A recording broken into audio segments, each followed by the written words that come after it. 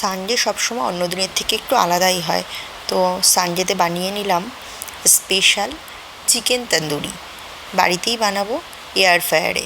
তো তার জন্য দেখো নিয়ে নিয়েছি লবণ, হলুদ, লঙ্কা গুঁড়ো, গোলমরিচের গুঁড়ো, একটু তন্দুরি মশলা আর আদা রসুনের পেস্ট, আর নিয়েছি জল ঝরানো টক দই। এই সবগুলো একসাথে মিশিয়ে মাংসটাকে ভালো করে ম্যারিনেট করব। আর এর মধ্যে আমি দিয়ে দেব একটু চিলি ফ্লেক্স আর অল্প একটু তেল। খুব বেশি তেলের দেওয়ার কোনো প্রয়োজন নেই। দিয়ে এটাকে ভালো করে ম্যারিনেট করে ওভারনাইট আমি রেখে দেবো এটা ডিপ ফ্রিজে। নর্মাল ফ্রিজে রাখলেও হয়, কোনো অসুবিধা নেই। ডিপ ফ্রিজে রাখলে সেটা আবার সকালে বের করে রাখতে হবে। আমি এটা রাতে ম্যারিনেট করে রেখেছিলাম, সকালে ডিপ ফ্রিজ থেকে নর্মাল ফ্রিজে রেখে দিয়েছিলাম।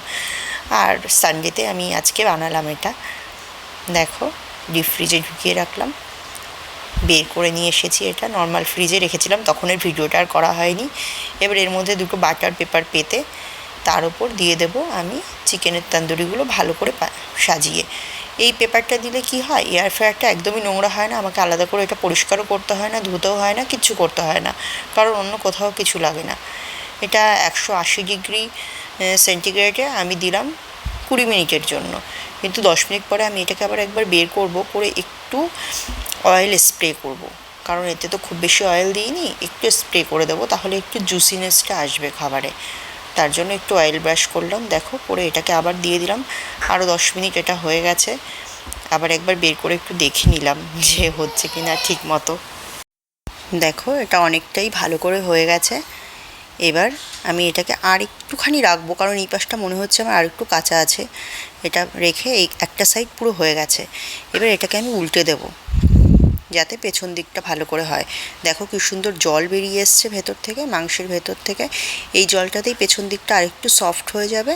আর আবার খানিকক্ষণ দিলে পরে পেছনটা যখন সফট হবে, ওপরটা ভালো মতো ভাজা হয়ে যাবে। এটাকে মাংসটা কিন্তু সেদ্ধ হয়ে গেছে, এখানে কিন্তু আর কাঁচা নেই মাংসটা।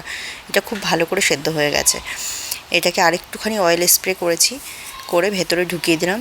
অয়েল স্প্রের ভিডিওটা আর নেওয়া হয়নি। এটা আমি দিলাম 10 মিনিটের জন্য আবার, কারণ এটা অলরেডি সেদ্ধ হয়ে গেছে। আবার 20 মিনিট দিলে এটা পুড়ে যাবে। তো দেখো এটাকে এমন নামিয়ে নেব, এবার বাইরে বের করে নেব, নিয়ে এটাকে সার্ভ করব।